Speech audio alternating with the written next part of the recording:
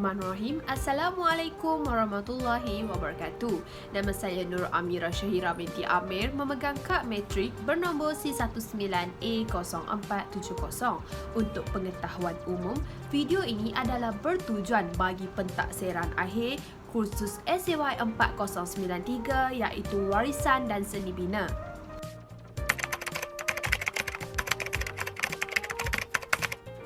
Konsep binaan alam Melayu adalah sesebuah seni bina yang telah digunakan oleh masyarakat terdahulu dalam membina ataupun mendirikan sesebuah bangunan.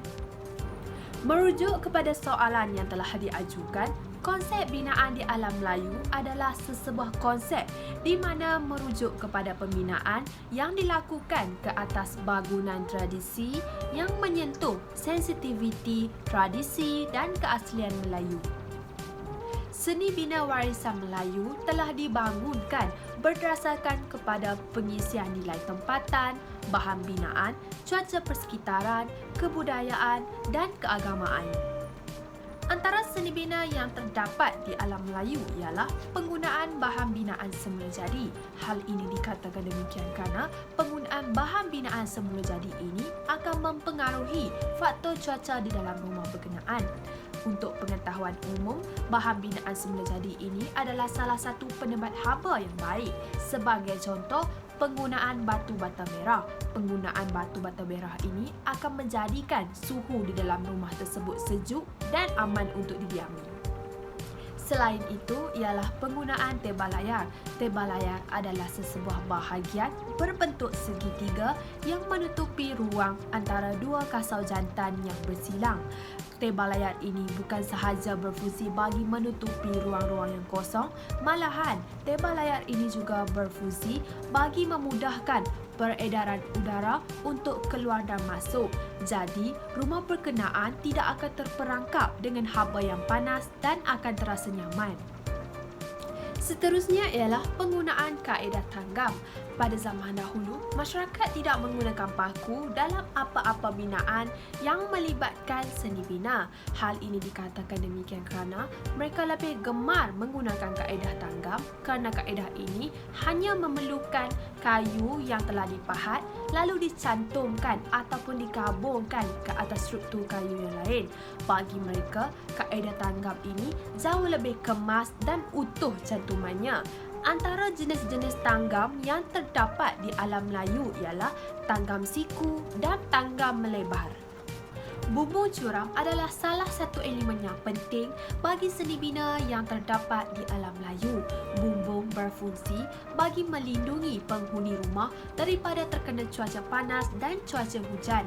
Bumbung curam ini sering menjadi pilihan masyarakat Melayu terdahulu kerana ianya sangat memudahkan daripada segi pengaliran air hujan dengan cepat dan pengudaraan udara untuk keluar dan masuk. Ianya secara langsung memudahkan para masyarakat terdahulu bagi mengendalikan dan mengurangkan permasalahan berkaitan dengan binaan rumah tersebut. Akhir sekali, halaman rumah masyarakat terdahulu dihiasi dengan tumbuhan-tumbuhan yang hijau. Hal ini dikatakan demikian kerana bagi mewujudkan suasana dan udara yang nyaman. Pohon-pohon yang rindang juga telah diusahakan agar boleh dijadikan sebagai tempat teduhan pada waktu petang. Tumbuhan-tumbuhan tersebut juga telah menggalakkan pembiasan angin di kawasan berkenaan.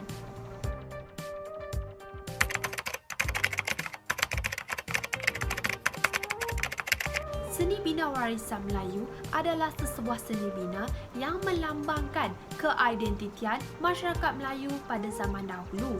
Seni bina pula adalah sebuah seni bina yang dijalankan ke atas sesebuah bangunan ataupun ruang.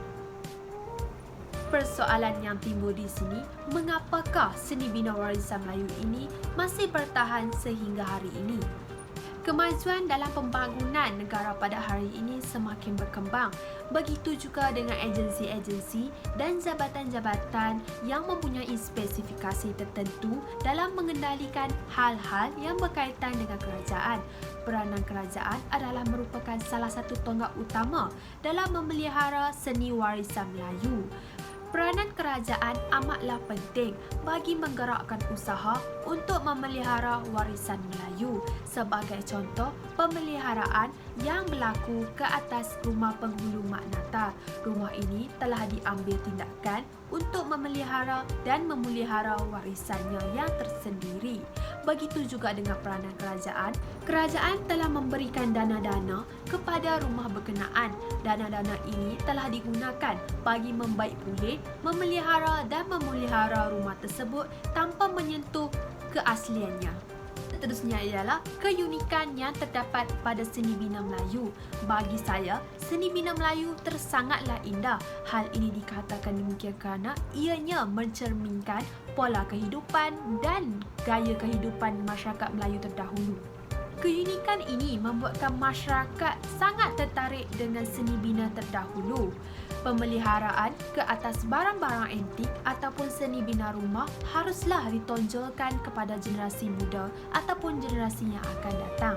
Dan saya yakin banyak pelancong luar akan datang ke negara ini untuk melihat barang-barang antik, pemeliharaan dan pemeliharaan ke atas warisan Melayu yang cukup terkenal pada zaman dahulu. Sebagai contoh, penggunaan daun nipah untuk dijadikan sebagai bumbung kepada rumah masyarakat terdahulu. Hal ini dikatakan demikian kerana keunikan ini akan menarik ramai perhatian belia ataupun pelancong di luar sana. Ditambah pula dengan kabar desas-desus berkaitan dengan kecantikan, keunikan yang ada pada rumah tersebut. Selain itu, seni bina warisan Melayu juga terpelihara melalui wujudnya golongan yang amat mencintai persejarahan. Hal ini dikatakan demikian kerana golongan-golongan ini akan terus membawa ataupun menyanjung tinggi persejarahan sesuatu nilai untuk terus diwarisi dari zaman ke zaman. Ianya secara langsung akan membuatkan para pelajar ataupun para masyarakat terus mendalami berkaitan dengan seni bina ataupun kehidupan sesuatu masyarakat. Kesungguhan serta ketekatan pelajar tersebut dalam mendalami ilmu yang berkaitan dengan seni bina warisan Melayu akan terus hidup dan menjadi berkat. Akhir sekali, seni bina warisan juga telah dimasukkan ke dalam muzium lalu dijadikan sebagai pameran. Kerajaan telah menitik beratkan berkaitan dengan seni bina warisan Melayu terutamanya melalui keaslian dan tradisi Melayu. Sambil ianya dijadikan sebagai pameran, ianya juga boleh dijadikan paparan kepada anak-anak muda berkaitan dengan persejarahan seni bina warisan terdahulu. Bukan sahaja itu, pameran-pameran ini juga boleh menjadi pemangkin ekonomi bagi pelancong-pelancong luar yang telah datang ke negara kita.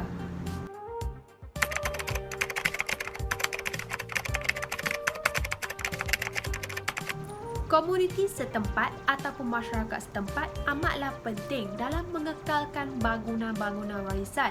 Hal ini dikatakan demikian kerana mereka adalah tonggak utama dalam mengekalkan dan memelihara bangunan warisan kepunyaan nenek moyang kita yang terdahulu. Nilai-nilai ini boleh dijadikan sebagai jati diri untuk membentuk diri ke arah yang lebih baik.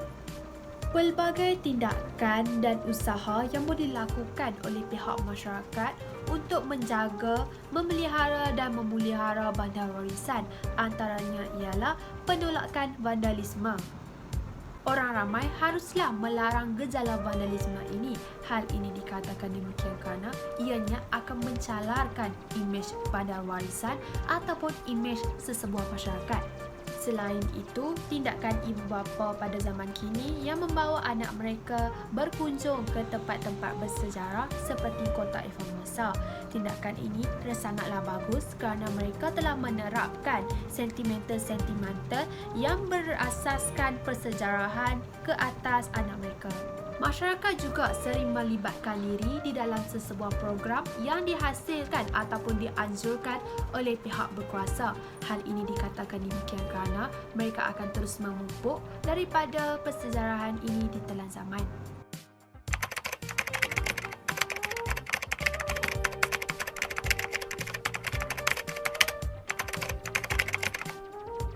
Kebanyakan bangunan-bangunan warisan yang terdapat di sesebuah kawasan memberikan pembentukan identiti di sesebuah kawasan berkenaan. Hal ini dikatakan demikian kerana sesebuah lokasi tersebut akan ada ataupun wujud sesuatu persejarahan dan asal-usul. Antaranya ialah wujudnya pelancongan pendidikan. Pelancongan pendidikan adalah sebuah pelancongan di mana ianya mempunyai elemen yang menyelitkan atau menerapkan sesuatu pembelajaran. Hal ini dikatakan demikian kerana pelancongan tersebut haruslah diguna dengan sebaiknya dan dimanfaatkan dengan sebaiknya. Selain daripada kehadiran pelancongan ini boleh melahirkan kerohanian, ianya juga boleh dilahirkan dengan sesuatu ilmu yang baru. Selain itu, peningkatan taraf hidup. Kewujudan bangunan-bangunan bersejarah di sesuatu kawasan pasti akan menarik perhatian orang ramai, tidak kiralah dari dalam negara maupun luar negara. Masyarakat sudah pastinya akan berkunjung ke tapak berkenaan secara beramai-ramai. Kemasukan pelancongan ataupun masyarakat ke kawasan bangunan bersejarah berkenaan akan menarik bilangan lebih ramai lagi pelancong yang berkeperluan. Pelancong-pelancong ini berkeperluan daripada segi penempatan, makanan dan sebagainya. Melalui cara ini, masyarakat setempat boleh mengambil peluang dan memenuhi kehendak dan keperluan yang diperlukan. Sebagai contoh, masyarakat boleh menjual kraf tangan ataupun makanan yang boleh memenuhi kehendak para pelancong sewaktu berkunjung ke tapak berkenaan. Seterusnya ialah kawasan-kawasan bangunan tersebut akan menjadi tumpuan orang ramai. Hal ini dikatakan demikian kerana kebanyakan masyarakat akan tertumpu di lokasi yang hanya ada kepentingan atau tarikan sahaja. Sebagai contoh, Pulau Langkawi. Pulau Langkawi yang terkenal dengan legenda Mahsuri. Lokasi tersebut akan dikerumuni semata-mata oleh pelancong dan dari situlah wujudnya masyarakat-masyarakat tempatan dalam mengambil kesempatan dalam menjalankan apa-apa aktiviti ekonomi. Ini secara langsung dapat menarik para pelancong untuk melancong ke pulau berkenaan. Bangunan bersejarah atau warisan ini tidak akan dipersiakan, malahan diambil kesempatan dalam menjalankan apa-apa aktiviti yang berasaskan penaiktarafan ekonomi. Bukan sahaja itu, kewujudan bangunan-bangunan warisan juga boleh mewujudkan golongan-golongan intelektual. Hal ini dikatakan demikian kerana melalui bangunan-bangunan warisan ini, masyarakat boleh mempelajari sesuatu yang baru. Misalnya, dengan hadir ke kawasan berkenaan, mereka boleh mengetahui secara langsung suasana ataupun bagaimana situasi tempat berkenaan. Pengalaman dalam mendalami sesuatu ilmu adalah sangat bernilai dan tidak boleh dibeli dengan wang ringgit. Akhir sekali, melalui sesebuah bangunan warisan juga, ia akan mengangkat tinggi sesebuah kawasan ataupun lokasi. Sebagai contoh, lokasi bangunan Sultan Abdul Samad. Jika disebut sahaja nama bangunan Abdul Samad, sudah pastinya kita semua akan dapat membayangkan dataran merdeka yang sangat luas, disertakan pula dengan persejarahan laungan merdeka yang telah dilaungkan oleh Perdana Menteri kita, iaitu Tunku Abdul Rahman. Gambaran-gambaran ini telah jelas membuktikan bahawa sesebuah bangunan tersebut dapat diketahui, dikenal pasti dan didalami dengan nilai persejarahannya. Sekian sahaja video pada kali ini. Sekian, terima kasih.